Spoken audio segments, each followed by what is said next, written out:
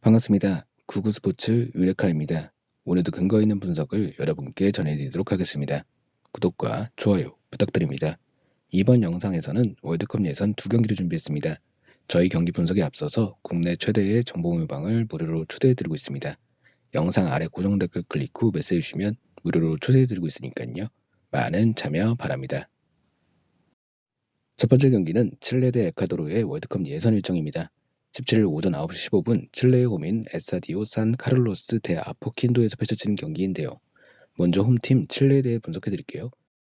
피파 랭킹 21위 칠레는 지난 2018 러시아 월드컵 본선 진출 실패에 아픔을 싣기 위해 이번 월드컵 예선에 칼을 단단히 갈았습니다. 현재 13경기 4승 4무 5패를 기록하며 남미 예선 4위에 올라있고 치열한 4위권 경쟁을 펼치고 있는데요. 5위 콜롬비아, 6위 우루과이가 승점 16으로 동률이기 때문에 한치의 방심도 용납될 수 없는 상황입니다.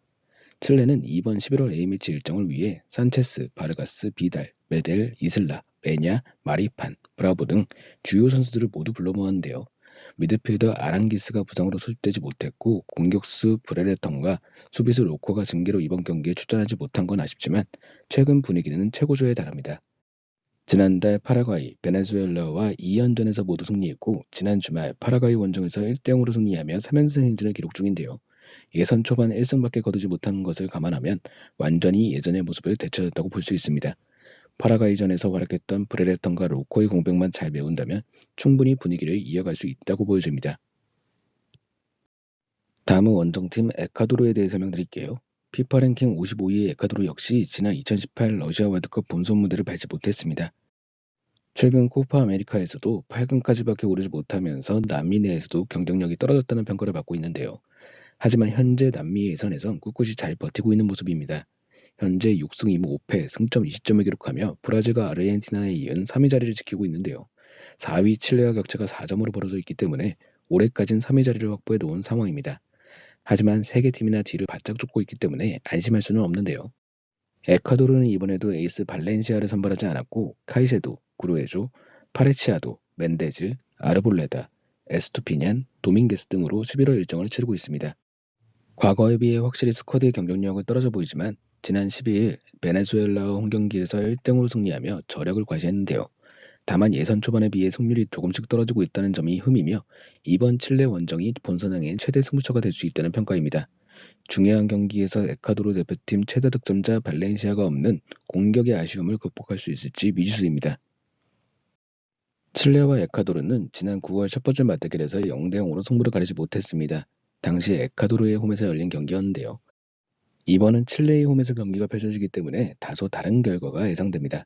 게다가 칠레는 최근 5번의 맞대결에서 3승 1무 1패로 상대적 우위를 보이기도 하는데요. 2000년대 이후 홈에서 에콰도르에 패한 적이 없는 만큼 전력에서 우위에 있는 칠레가 손쉽게 승리할 수 있으리라 생각됩니다. 단 변수가 많은 남미 축구의 특성상 일반 승만 추천드립니다.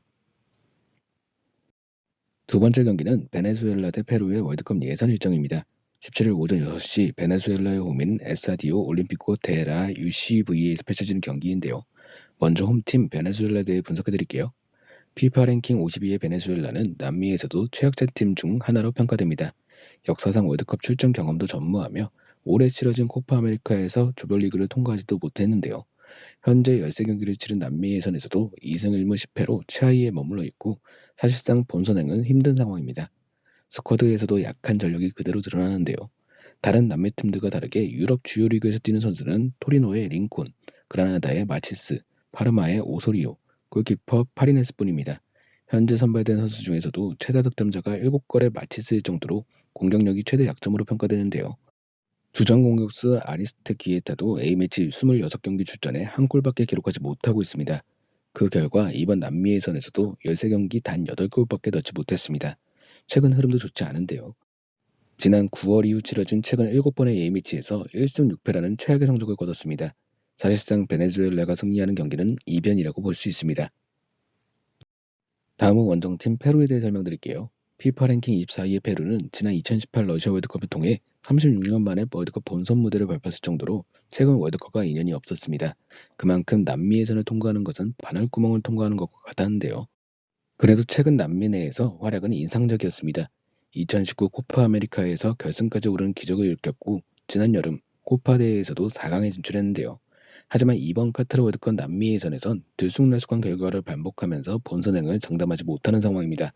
현재 4승 2무 7패, 승점 14점으로 7위에 머물러 있고 4위 칠레와 격차가 2점이기 때문에 승점을 바짝 챙겨야 하는 위치입니다. 페루는 주축 선수들의 고령화가 고민인데요.